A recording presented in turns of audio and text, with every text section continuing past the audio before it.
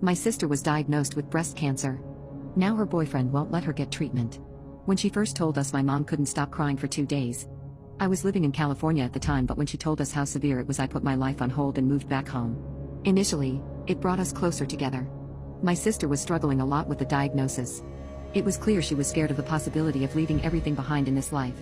I often got her groceries, took care of her house, and we threw a party with all of our family and friends to show her how loved she was. Unfortunately, it seemed like nothing was getting through. She came to my parents' home from an appointment with her oncologist. What he told her started a cascade of events that would ruin multiple lives.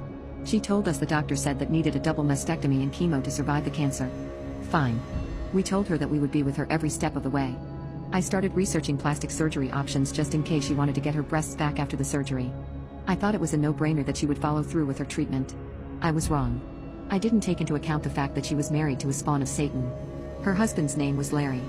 Ever since I met him, he had rubbed me the wrong way. They had been going out since high school, and I didn't like him back then either.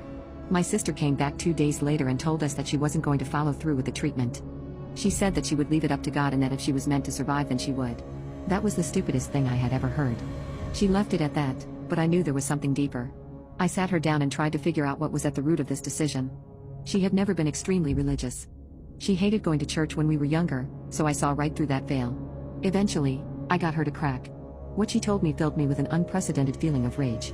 I knew he had some red flags. Still, I had no idea anyone was capable of what he did to her.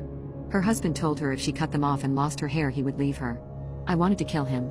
I also wanted to slap the daylights out of my sister for even considering this idiot's threat.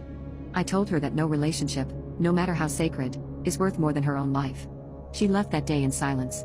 I was praying that I got through to her. Unfortunately, there was nothing I could do to change her mind.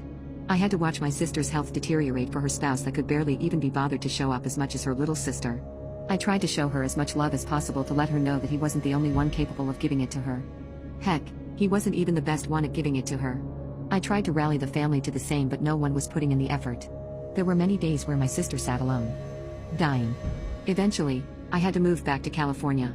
It broke my heart to leave her. I had nightmares every night about getting the phone call that would change everything. Then I got it. I was grocery shopping when my mom called me and told me in a shaky voice that my sister was gone. I left a full cart of items in the middle of the checkout line and walked out of the store. I didn't even get a chance to say goodbye. The plan was to see her if it ever got to the point where we knew it was time. Her husband never let anybody know what her condition was. I guess she wanted to keep it private. Maybe she was embarrassed, or maybe he also threatened her to get her to keep quiet. I'll never know. What I do know is that when my father found out the reason why she wasn't getting treatment, he drove over to their house and rapped on the door. Larry was too cowardly to even answer. My sister had decided that her marriage was more important than her life. A few months later, Larry remarried to a woman with big breasts and long hair. Nothing has been the same since.